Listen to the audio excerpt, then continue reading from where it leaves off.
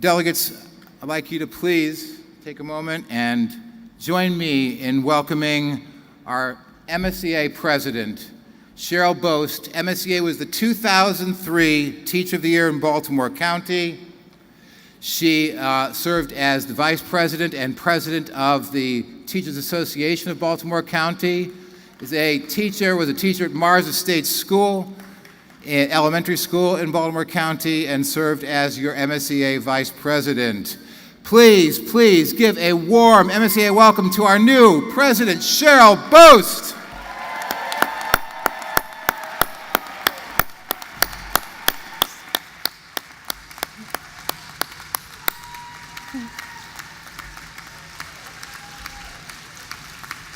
Thank you, Doug. Thank you, delegates.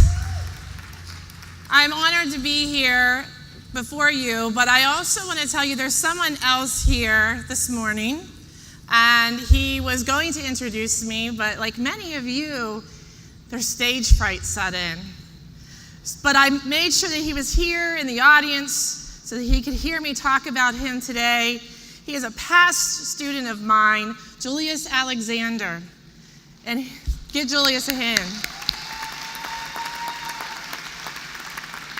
Julius reached out to me a year ago before I came here through Facebook, and he made my day. Because Julius is one of those students who has stuck with me over the years, wondering how he was doing, how successful he has become. You know, we have those students that stick with us.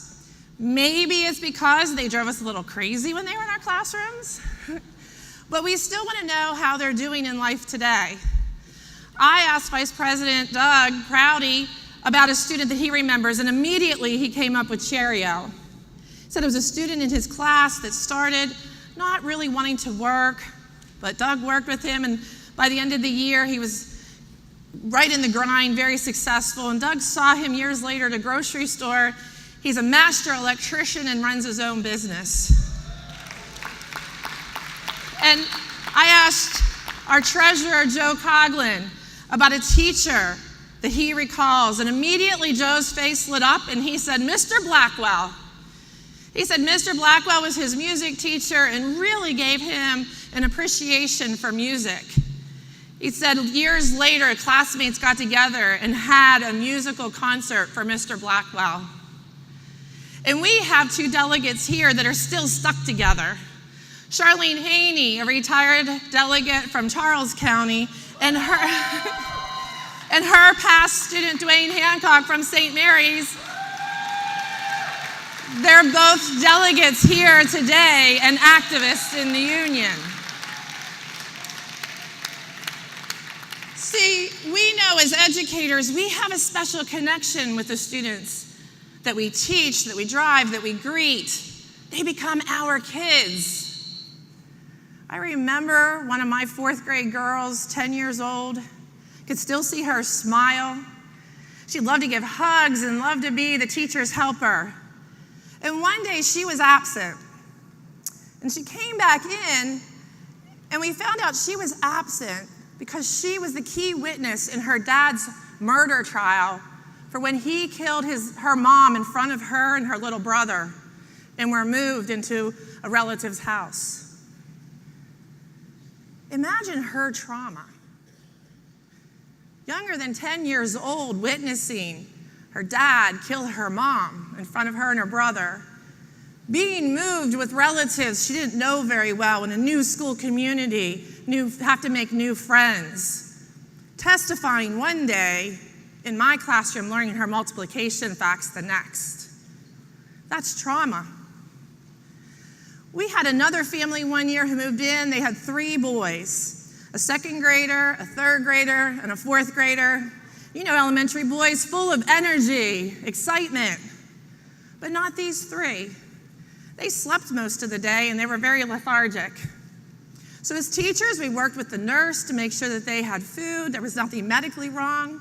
We made phone calls home that went unanswered. And a couple weeks later, the pupil personnel worker and a community officer came in and took the boys to foster care. We came to find out that the boys were being used as drug mules all night. See, the family felt that if the boys, young boys, did the drug running at nighttime, they could hide. They were less likely to get arrested. Those boys found comfort in our classrooms, sleeping. See, living in poverty, living with trauma, living surrounded by crime and drug addiction, that doesn't stop for school picture day. It doesn't stop for school concerts, and it certainly doesn't stop for high-stakes testing.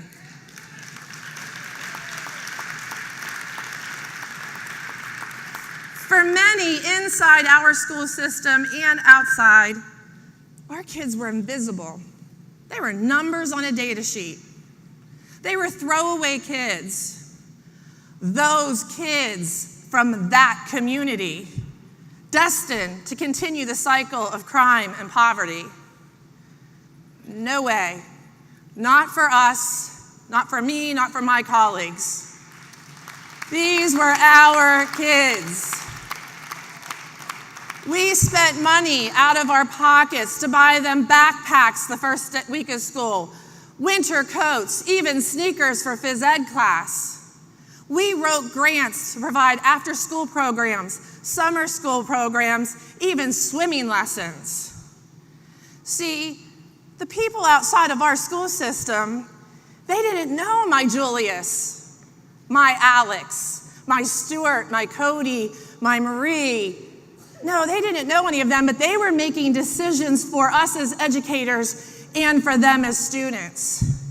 And we all know we need to be their advocates. We need to be their voice.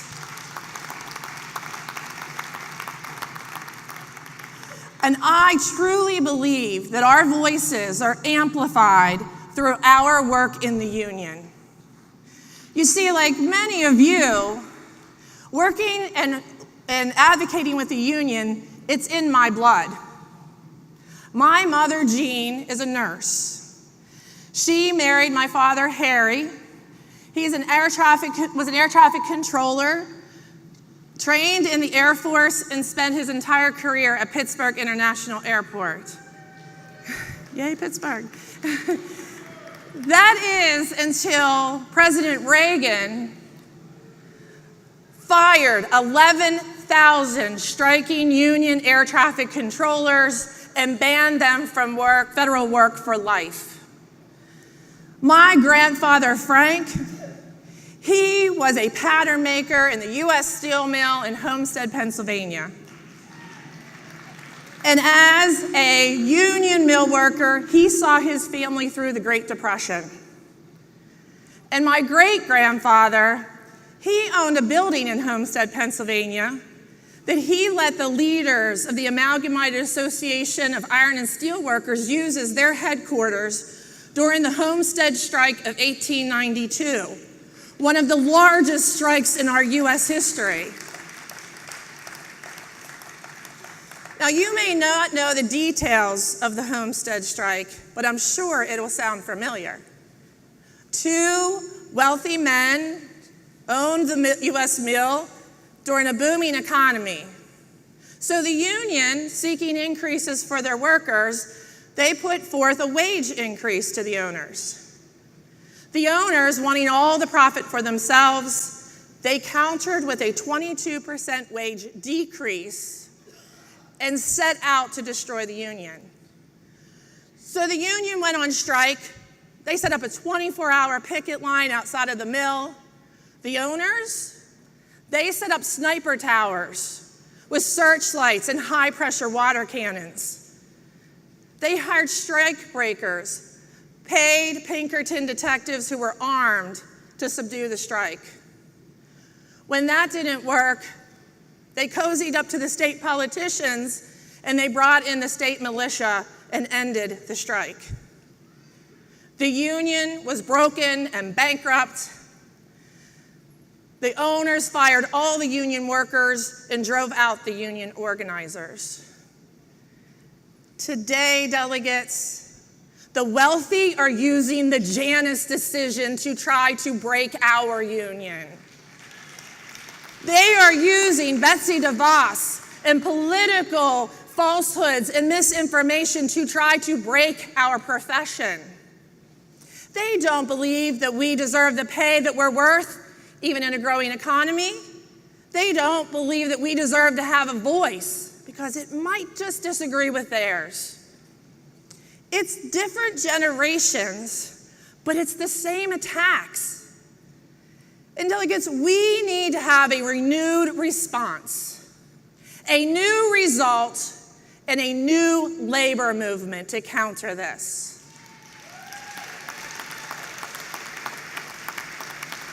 A new labor movement that is unapologetic for what we want for our students. We want better working and learning conditions. We want better wages, especially a living wage for our support professionals.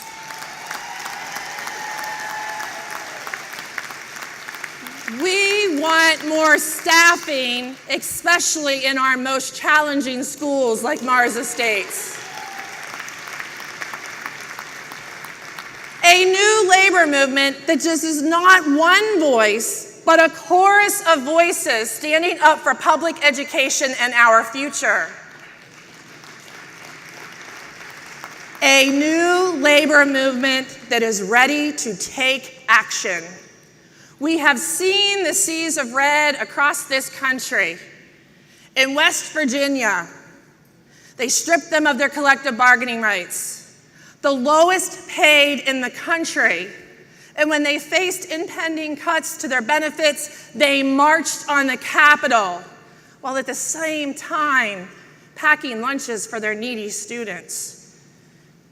They taught us we can't sit in our classrooms, our faculty lounges, or even here and complain unless we're willing to step up and take action and do something about it.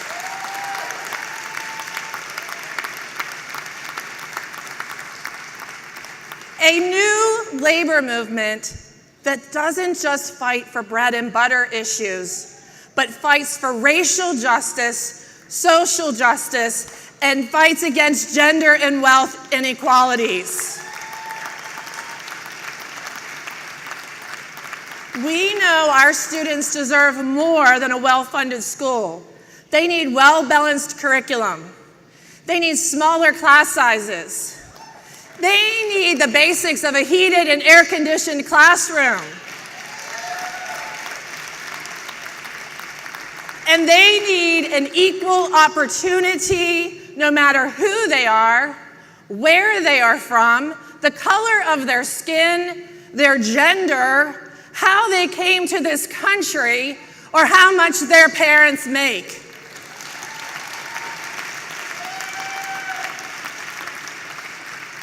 A new labor movement that just doesn't play defense to protect the things that we have, but no, organizes to get what we yet don't have.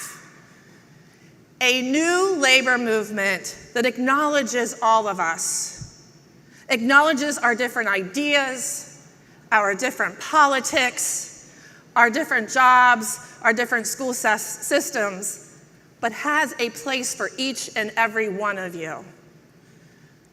I'm asking you, are you ready to be part of this new labor movement to move education forward? Are you ready to get to work, delegates? Are you brave enough to get to work, delegates? Then we have work to do. Early voting starts in 6 days. We have 2 key legislative priorities, or general election day priorities. One, to get elected pro-public education candidates that we have truly endorsed, and to pass question 1, fix the fund. So, question 1, fix the fund. We got this, right? We know this. We know it's a constitutional amendment that will finally put the money aside to increase education funding. No longer a shell game so that the money never makes it into our classrooms. Governor O'Malley diverted $500 million from public schools. Governor Hogan has diverted $1.4 billion from our public schools. I agree. I agree. So we need to encourage our colleagues, our families, our friends, anybody who cares about public education to vote what on question one? Yes, on question one. And delegates, we know elections have consequences. But elections are also about power. Politicians gain and lose power in election, and so do we. Here's what a Maryland under Ben Jealous will look like. Significant salary increases for our teachers. Only that many people want a raise? That's what I thought. A living wage requirement for all support staff.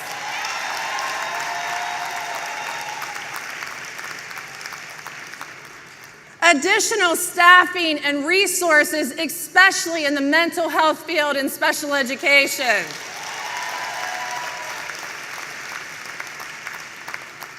And a voice for us as educators at the decision-making table.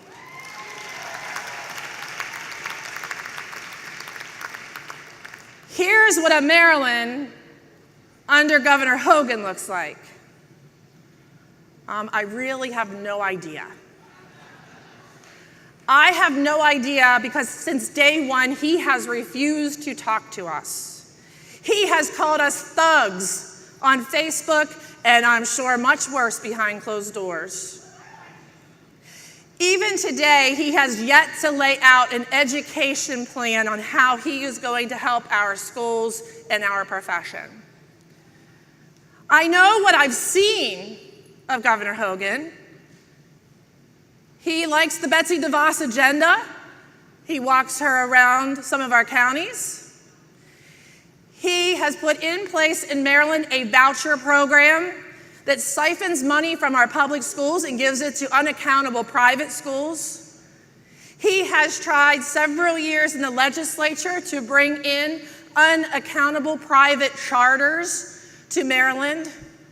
He even vetoed a bipartisan bill that would have put 2 teachers on the State Board of Education. He said we would represent an interest group. Darn right, it's students. So I'm not optimistic about what 4 years of Governor Hogan will mean for us.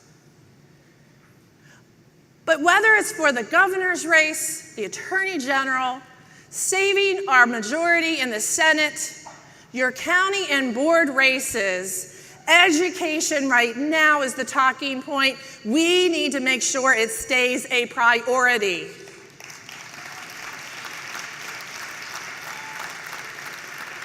And delegates, in order to do that, we must do what we do best, and that is educate.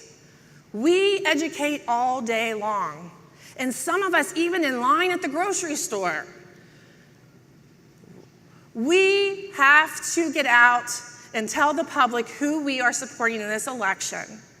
And I know past President Jane Stern, she told me last night even, that she is amassing an army of volunteers to hand out Apple ballots during early voting and on Election Day, and we must follow her lead.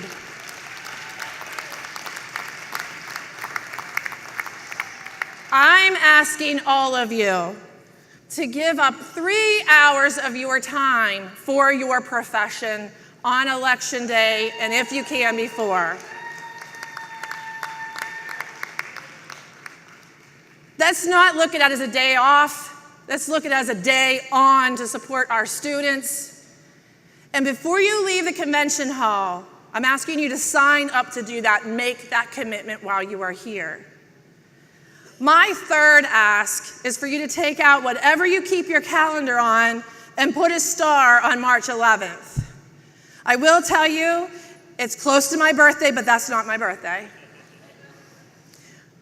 But March 11th is the day MSEA educators, joined by parents, coalition partners, anyone in the state of Maryland who supports public education funding, to take to the streets of Annapolis. We must take action. We must be heard.